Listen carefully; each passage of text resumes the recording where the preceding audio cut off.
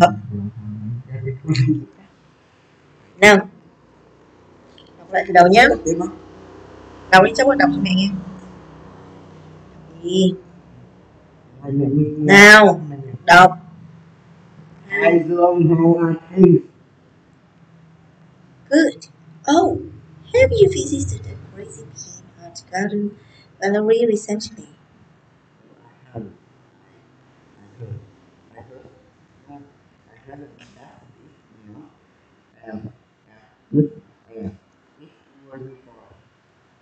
Oh no, it's great.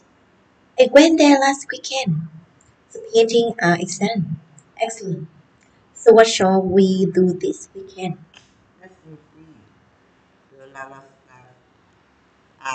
Hi, chào mừng các bạn đã quay trở lại với channel của mình. Và ngày hôm nay thì chúng mình sẽ cùng với nhau đi tìm hiểu về từ lóng tiếng Anh, và mình hy vọng rằng những cái video clip của mình thì sẽ giúp cho các bạn trong cái quá trình học tiếng Anh của mình. Và ok, thì bây giờ chúng mình sẽ cùng vào từ lóng của ngày hôm nay nhé. Thì các bạn biết không, cái từ lóng nó là một cái phần rất là quan trọng mà mình nghĩ là nó sẽ đóng một cái vai trò rất là nhất định trong cái việc mà các bạn trong cái việc mà chúng mình giao lưu văn hóa Anh và mình giao tiếp với những người Mỹ. Thì cái từ lóng này được tập hợp lên trên TikTok, và đồng thời là nó là những cái từ mà hot nhất và nó hay giao tiếp nhất. Thì chúng mình sẽ nghe xem là trước tiên thì chúng mình sẽ vào YouTube và nghe chị Hana nói về những cái từ lóng, và chúng mình sẽ nhớ lại những cái từ lóng đó, cũng như là chúng mình sẽ cùng với nhau ôn tập, đúng không?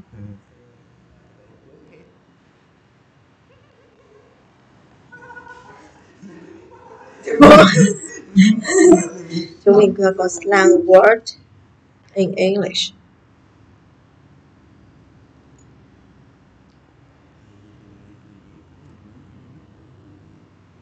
Give me. Oh, understand, how to understand slang. Đây.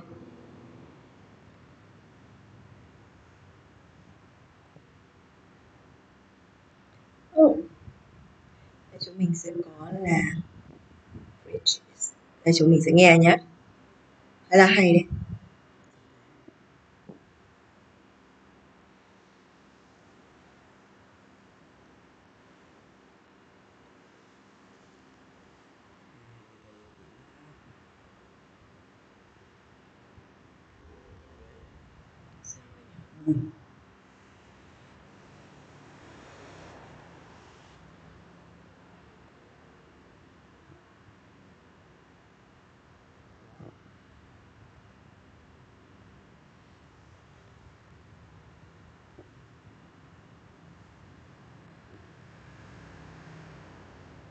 Ok, chúng mình sẽ xem nhé.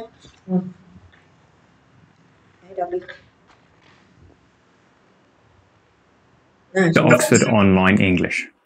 In this lesson, you can learn about British slang. If I told you I was feeling knackered today, would you know what I meant? If I asked you to buy some bog roll on your way home, would you know what I wanted? Confused? These are examples of British slang, and they can be difficult for non-native speakers to understand and use correctly. But don't worry, we're going to help. Well, you're going to help. I'm from the US, and we don't understand some British slang. Anyway, what is slang? Slang phrases can cover any topic, and they're mostly used in informal contexts. In this lesson, you'll see dialogues with slang words and phrases connected to 4 different topics. Our first topic, food. At the start of the next section, you'll see a dialogue with 4 slang words and phrases. Try to hear them and write them down as you listen. Hey, want to get lunch? Yeah, I was starting to feel a little peckish. Do you have anywhere in mind? I still don't know what there is around here. Well, there's a cafe around the corner. We could splash out and go to that new gastropub. It's a bit pricier, but they do have really nice food. Shall we do the pub? Yeah, why not? I skipped breakfast. I'm absolutely starving. I could murder a burger. They do this burger with mint and feta cheese. It's amazing. It's so good, I almost have to slow myself down and enjoy it. Otherwise, I just wolf it down. Sounds like you need to get there fast. Ready to go now? Đấy. Did you Cái hear nào the làm cái slang ví words dụ and của- phrases? Ví dụ cho mình. The first two you heard were peckish and splash out. What do you think they mean? If you are peckish, you're a little hungry, but not very hungry. Maybe you're not hungry enough to eat a full meal, but you want a snack. Splash out means to spend more on something than you usually would. In the dialogue, we were choosing between a cheap cafe and a more expensive pub. In the end, we decided to splash out on a pub lunch. But remember that this is not normal spending. You can't splash out if you always spend that amount of money. The second two slang phrases were, I could murder her and wolf it down. The full phrase in the dialogue was, I could murder a burger. What do these mean? If you say, I could murder a burger, it means you really, really want a burger right now. You can use it with other food and drink. For example, you can say, I could murder a pint, or I can murder some chips right now. What about wolf it down? If you wolf something down, you eat it very fast. Imagine how a wolf might eat a hamburger. It's not going to eat slowly and politely. Next, let's look at some slang phrases you can use to describe people and how they act. Hey, how was the party last week? Did you have fun? It was okay for a while, but then things went downhill. Oh, what happened? You know John? He brought this really smarmy guy with him.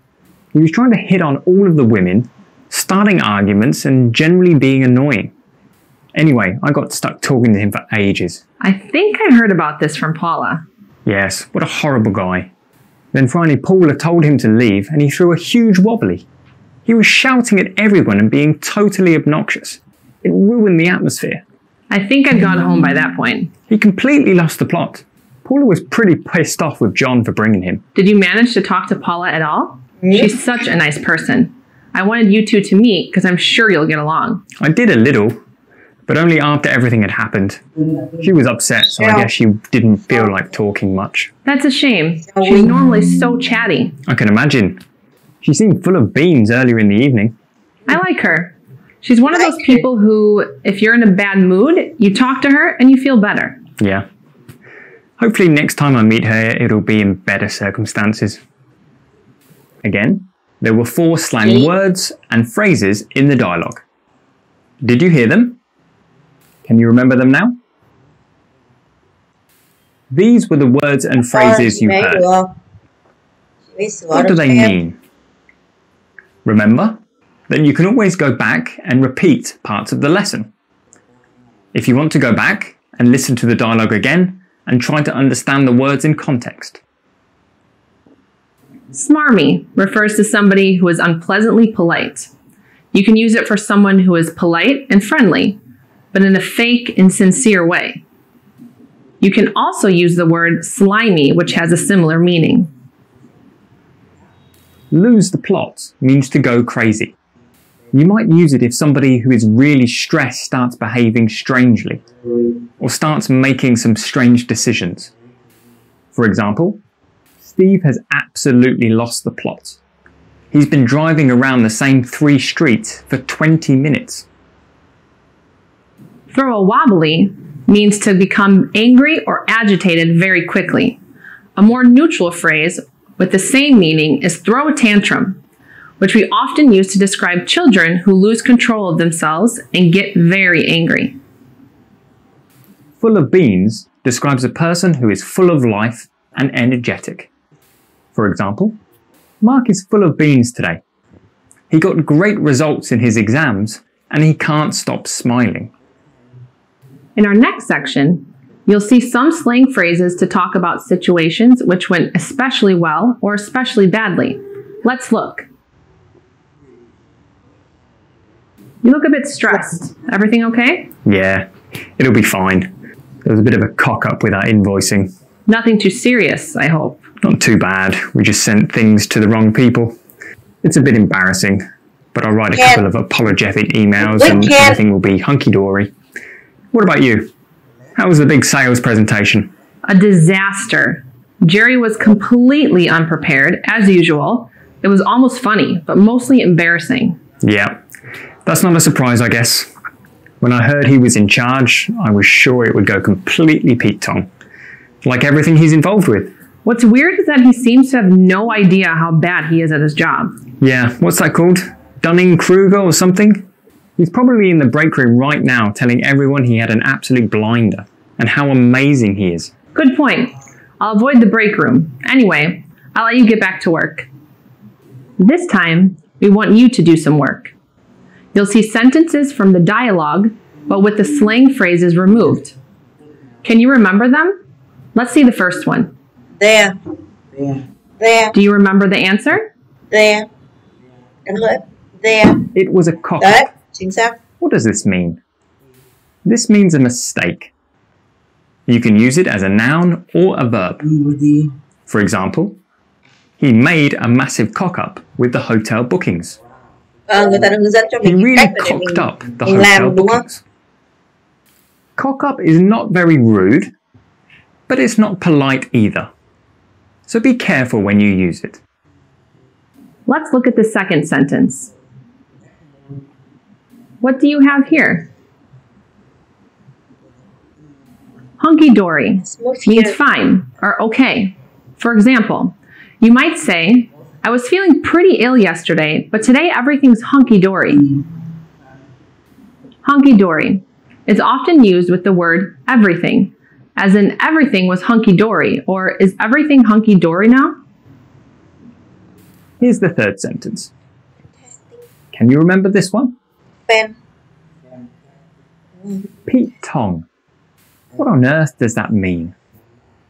Pete-tong is a famous radio DJ. But that's not the point here. This is an example of rhyming slang. Tong rhymes with wrong.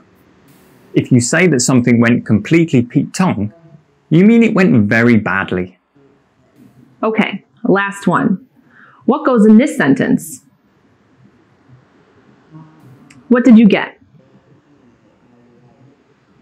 Blinder means an excellent performance, usually in a sport event, but we can use it in other situations. You usually use the verb have, but you can also say play a blinder if you're talking about sports. For example, you could say, we had a blinder at the trivia night. We won by nearly 50 points. 50 points. Holly played a blinder in the five-a-side match yesterday. She scored 4 goals. Let's look at one more topic. In this section, you will hear the same dialogue twice. In the second dialogue, we'll replace 4 words and phrases with the slang with the same meaning. Watch the first dialogue now. So, how's everything? Honestly, not great. Oh no, why not? It's my new housemate. He seemed perfectly normal when I met him, but he's been acting really weird recently and getting on my nerves. Last Sunday I cooked a bunch of food to take to work for lunch all week. He ate all of it on Sunday night after I went to bed. I was really surprised. All your food? Everything. It's such a shame because I was so happy when I finally found this place. It seemed perfect. It's a lovely area and it's very cheap for what it is. I'd be disappointed if I had to move out and find somewhere else. So, are you seriously thinking about moving out again? You just got there. I don't know. I guess I have to. But I'm putting off making a decision. Partly I just can't face house hunting again, you know? It's so much work. And when I get home these days, I'm really tired. I don't want to think about it. Well, if you need some help, just let me know. Did you understand that? If not, it could be a good idea to go back and listen again. Next, watch the second dialogue. Try to find the 4 slang words and phrases and write them down. So, how's everything? Honestly, not great. Oh no, why not? It's my new housemate. He seemed perfectly normal when I met him, but he's been acting weirdly recently and getting on my nerves. Last Sunday I cooked a bunch of food to take to work for lunch all week. He ate all of it on Sunday night after I went to bed. I I was gobsmacked. All your food? Everything. It's such a shame because I was over the moon when I finally found this place. It seemed perfect. It's a lovely area and it's very cheap for what it is. I'd be gutted if I had to find somewhere else. So, are you seriously thinking about moving out again? You just got there. I don't know. I guess I have to, but I'm putting off making a decision. Partly I just can't face house hunting again, you know? It's such hard work. And when I get home these days, I'm zonked, and I don't want to think about it. Well, if you need some help, just let me know. Did you find the 4 slang words and phrases? Can you work out what they mean? The first slang word was gobsmacked. Do you remember what the original word was? This means really surprised.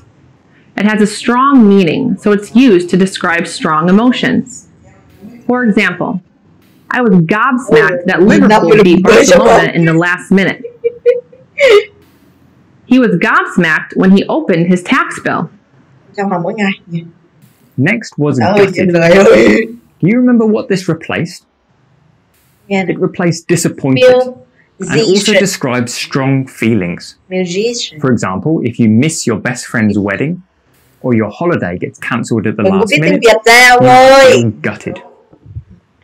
Next was over the moon, which means very happy. For example, I'm over the moon because I just got a new job. Finally, zonked. What a strange word. What could zonked mean? It means the same as very tired or exhausted. For example, I was zonked when I got home from work today. Oh, one more thing. At the beginning, you used the words knackered and bog roll. What do those mean? Well, knackered is another way of saying very tired. And bog roll is toilet paper. Well, now we know. Thanks for watching. See you next time.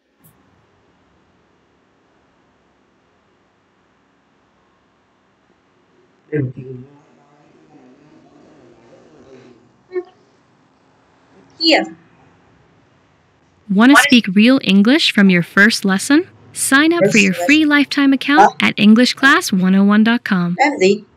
Hi everybody, my name is Alicia. In this lesson, I'm going to talk about 25 must-know intermediate phrases. Let's get started. These are some intermediate level phrases that you can use in everyday life. You can use them when you travel, at work, in your studies. So I hope that they're helpful for you. They're for asking and answering. So after you learn these phrases, check out the link in the description where you can make an account at EnglishClass101.com and practice your English even more. All right, let's get started. How's it going? How's it going? You'll notice with how's it going that there's an apostrophe at the end of this. It's not how's it going or how is it going. If you say how is it going, it sounds too stiff. It doesn't sound so friendly. So we say how's it going? How's it going?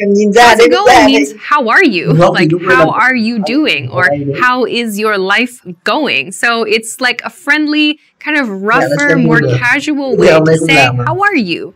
How's it going? How's it going? How's it going with you? Fine. See, that's the correct response. How's it going? Fine. How's it going? Good. How's it going? Not bad.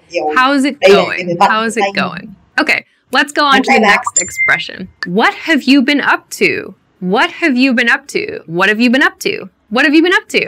What have you been up to is a more advanced version of like, what are you doing? So what have you been up to means what did you do since the last time I saw you? What have you been up to? So what have you been up to? It's like, I've been blah, blah, blah. We're going to talk about this in the next expression. So what have you been up to? Or what have you been doing is another popular variation. What have you been up to? How have you been? How have you been? How have you been? More naturally. How have you been? Sounds like how have you been in everyday speech. So how have gets reduced to how have. How have you been? How have you been since the last time I saw you is what this means. How have you been? So that you sound also gets shorter. How have ya been is kind of what it sounds like. Slow it down. How have you been? How you been? You might also hear too. So this means since the last time I saw you, what has your condition been like? Good? Bad? Busy? In most cases, the answer is just good. You? Fine. Anyway, moving along. I've been blah, blah, blah. I've been. This is the reduced form of I have been something something.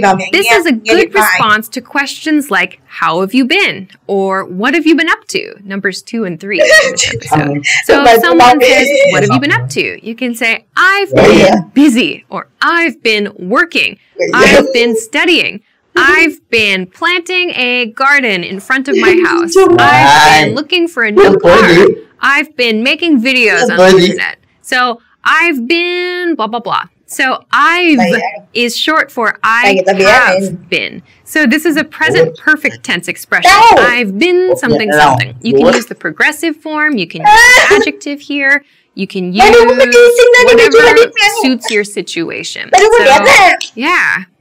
What have you been up to?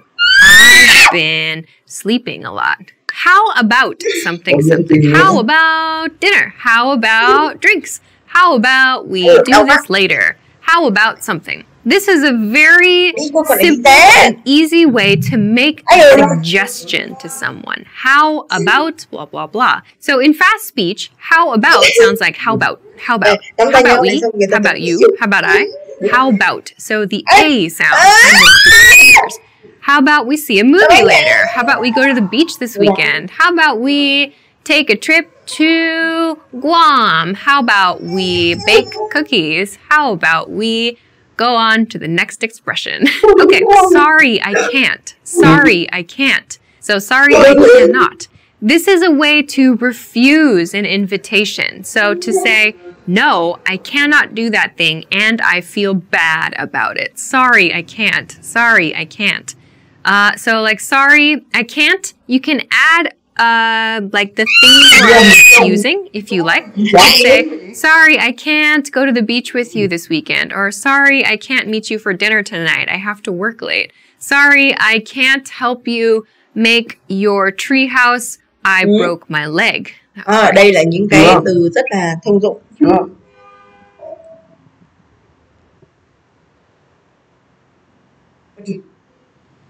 Đang học bài.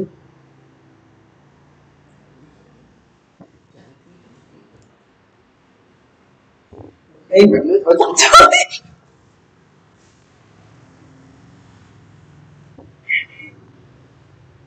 Chúng mất rồi. Tâm nữa. 12,5.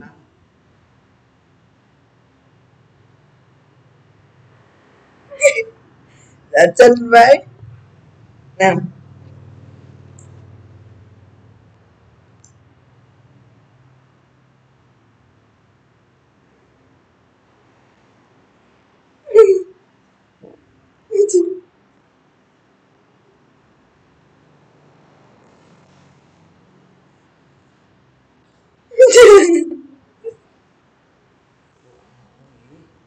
Mất đúng rồi.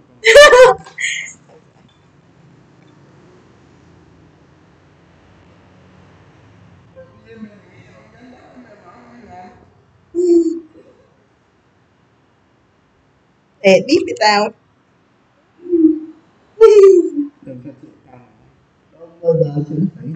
Ok, và chúng mình sẽ nghe tiếp nhé. Chúng mình sẽ nghe tiếp cho chị bảo gì nữa. Sorry, I can't cook dinner tonight because I don't know how to cook. When you want to refuse and you maybe don't want to give specific reasons, you can say, sorry, I can't. I used this recently. Sorry, I can't go. Sure, sounds good. Sure, sounds good. So, sure, sounds good. You can put those two together. Sure means yes. Sounds good means like your idea seems to be a good thing. Like I'm hearing your idea. It sounds like a nice idea. So this is a good way to accept an invitation. Sure, sounds good. Or sounds nice, sounds great, sounds awesome, sounds cool, sounds fantastic. You can change your adjective there if you like. Sure, sounds rad. Do you want to something something? Do you want to something something? Do you want to plus an activity? Like, do you want to get dinner? Do you want to go for drinks? Do you want to ride bikes? Do you want to make videos for the internet? Do you want to study English with me? Do you want to, I don't know, do you want to get a Charizard tattoo? Already has one. Do you want to is a friendly and easy way to make an invitation for some kind of activity. When we say this expression, we kind of put the sounds together. So not do you want to, but do you wanna? Do you wanna? Do you wanna? So it's, you can imagine it's like D apostrophe Y-A W-A-N-N-A. Do you wanna? Do you wanna? Not do you want to, but do you wanna? Do you wanna go to the next one? I do. What do you call this? What do you call this? So when you don't know the vocabulary word for something, or you just forget it, you can use this expression. What do you call this? So again, that do you becomes reduced. Do you becomes dia. What do you call this? So to call something is like to name something. What is the name you use for this thing? So what do you call this? Like, what do you call this? What do you call that? What do you call these? What do you call this? So you can use that when you don't know the word for something, when you find something new as well. How do I get to location? How do I get to? So how do I get to, for example, the station? How do I get to this hotel? Means, what is the path I should take to arrive at that destination? How do I get to the beach from here? How do I get to my house from here? Or how do I get to the bar from here? How do I get to work from here? So how do I get to is a much more natural way to ask for directions to someplace. So don't use how do I go or how do I travel, I guess, but how do I get to a location, and don't forget your to. Also, remember, we use that preposition to before the specific place name. So a problem that I hear a lot is how do I go to there? So we don't use to before there because there is not a specific place. How do I get to the station? A station is a specific place, or a hotel is a specific place. There is not a specific place, so we cannot use to with there. So how do I get there?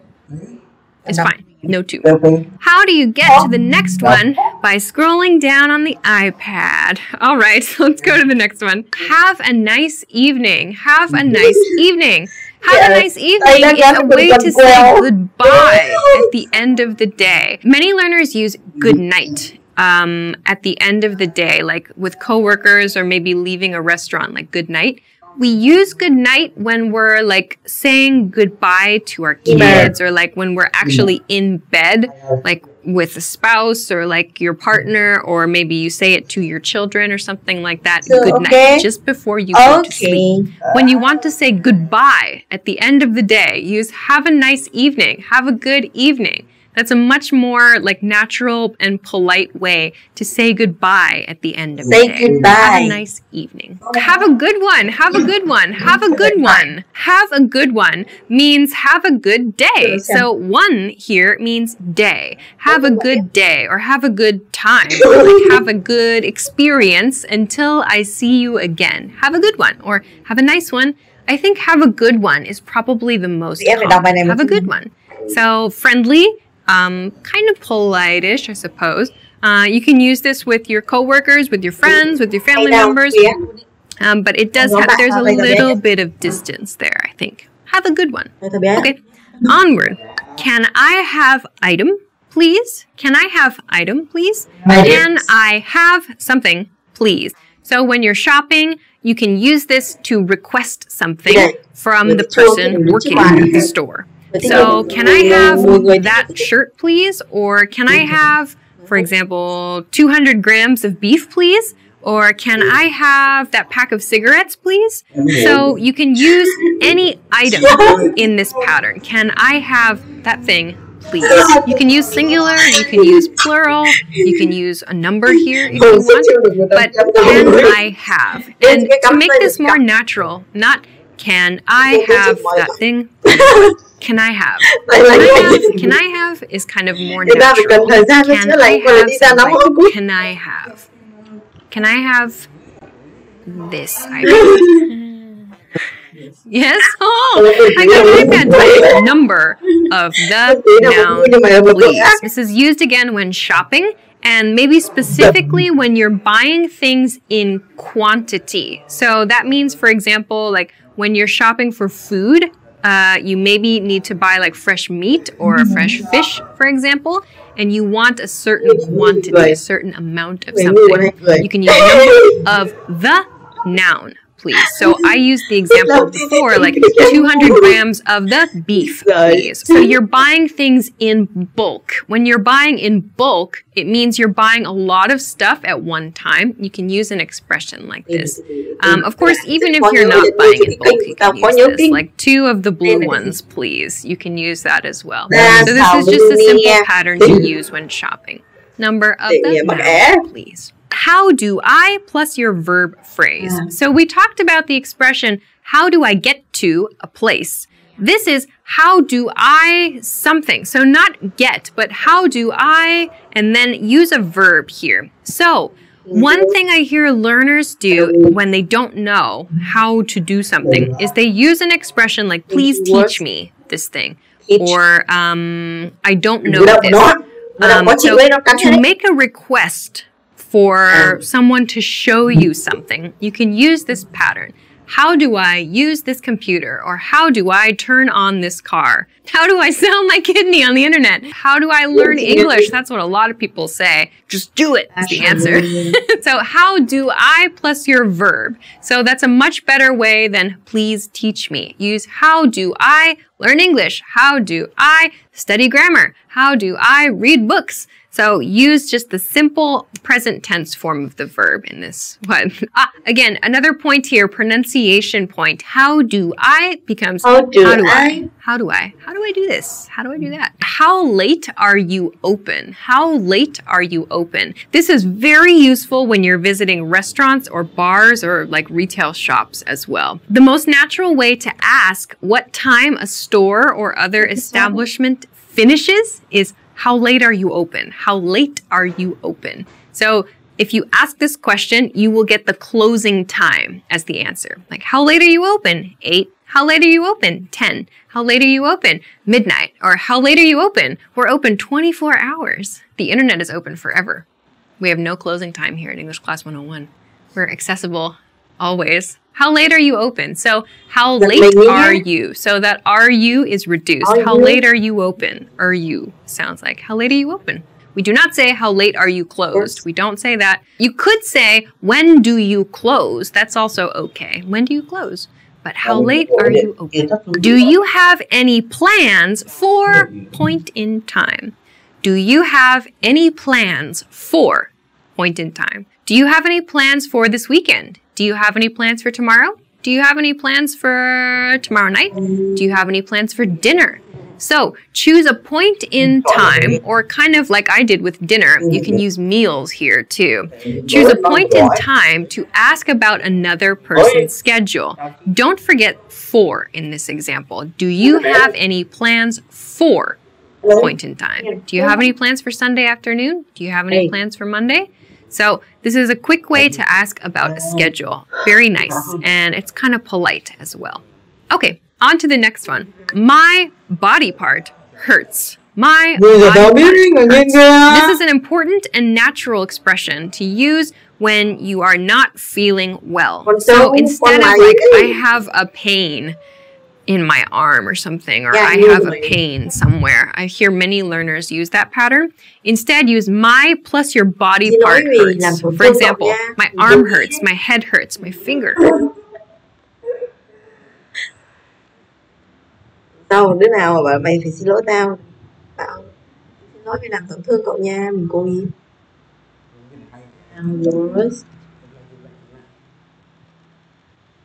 Slang words. Slang word. Các bạn chị này rất đáng yêu. Chúng mình sẽ xem một chị này nha. Mỗi lần chúng ta xem đi xem lại chúng mình sẽ nhiều hơn. Welcome to my channel. Today we're going to talk about slang terms that you absolutely have to know in 2020 in order to understand TikTokers, YouTubers, and other cool people on this planet. So if you're interested, continue watching and listen carefully. Con Viên đi học. Con này, con ôm bồ này. Nằm yên. Nóng không? Nhảy. Term number 1 is lit. When something is exciting, when you're really enjoying something, you can say lit. Instead of saying, this party is exciting, I love this party, you can say, this party is lit. And it's gonna be lit. This word is used by a lot of Americans. I use it all the time when I think that something is cool. Your hat with an American flag is lit. And you can kind of do this expression that emphasizes the coolness of an object. The next term is goat. And you might think, no, GOAT is actually an acronym. An acronym means that you take first letter of each word of a phrase. And the phrase is greatest of all times. G-O-A-T, GOAT. Again, you can say, Marina, this video is GOAT. That means, Marina, this video is the greatest of all times. And I won't be offended. Beyonce is GOAT. The next term is snatched. Again, when something is cool, especially an outfit, her dress is snatched. Her beautiful green, I don't even know how to call it, blouse is snatched. On fleek.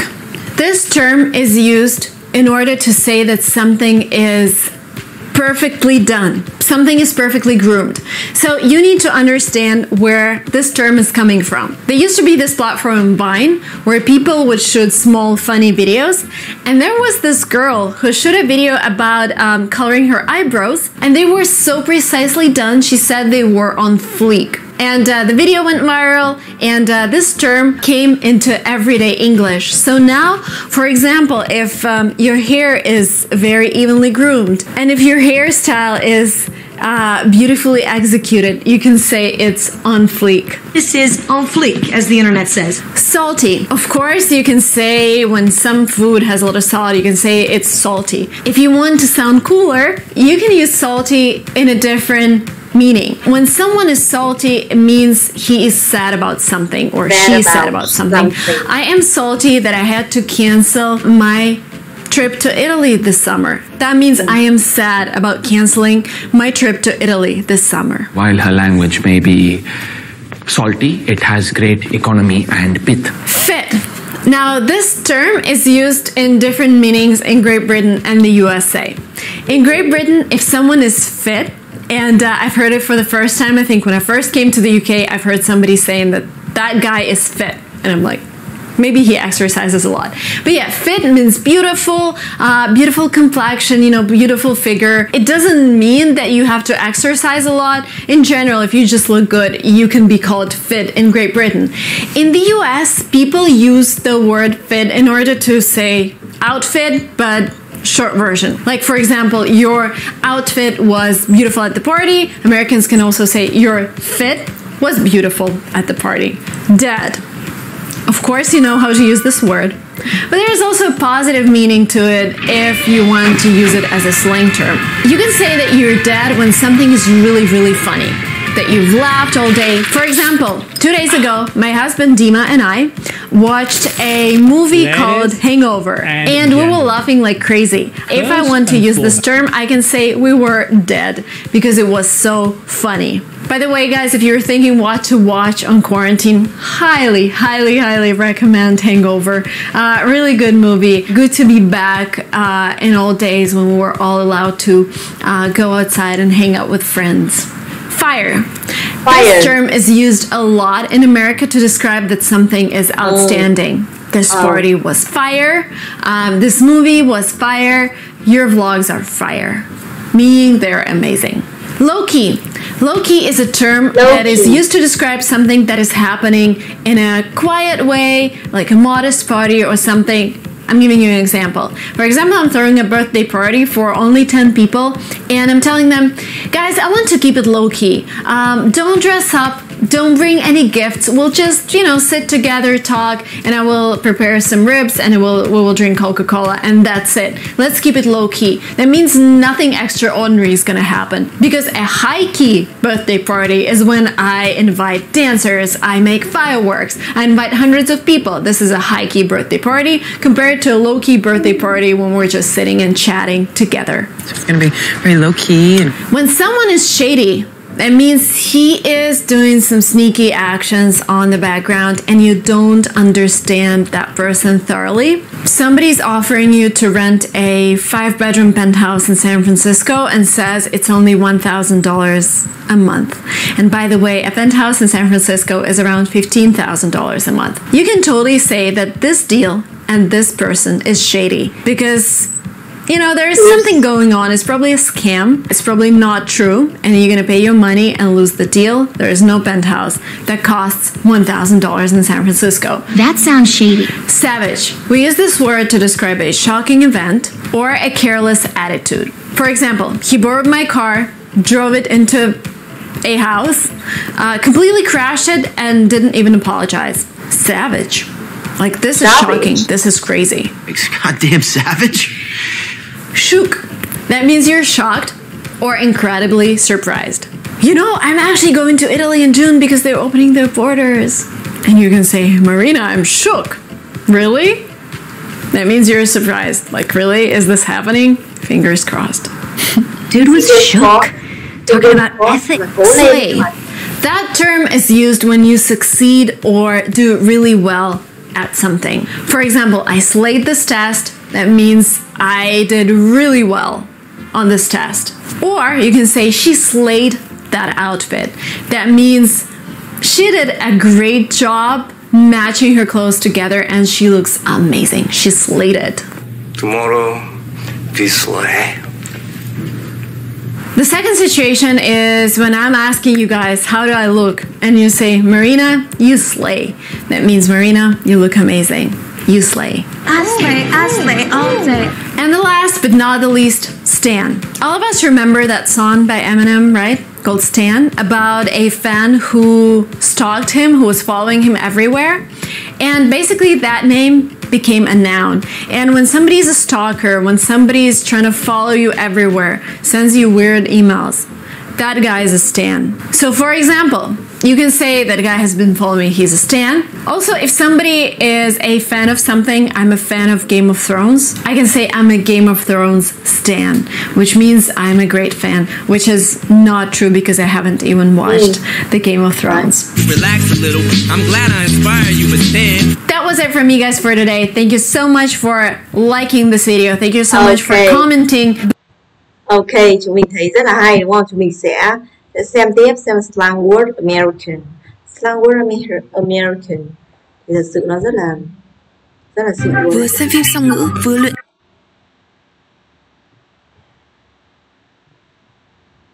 Welcome back to my channel.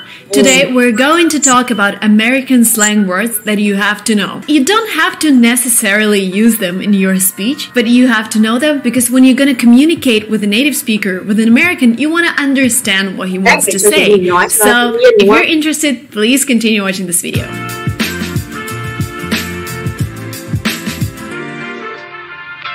Before we transition to naming those words, I would like to remind you that one of the best things to do right now is to take your exercise book and write the words down, because you're going to be switching on different types of your memories. So you're going to be seeing me, this is visual, you're going to be listening to me, audio or comprehensional memory, and then when you're writing things down with your own hand, this is another type of memory. So please write the words down and comment below if you've been doing that. So the word number one is bail.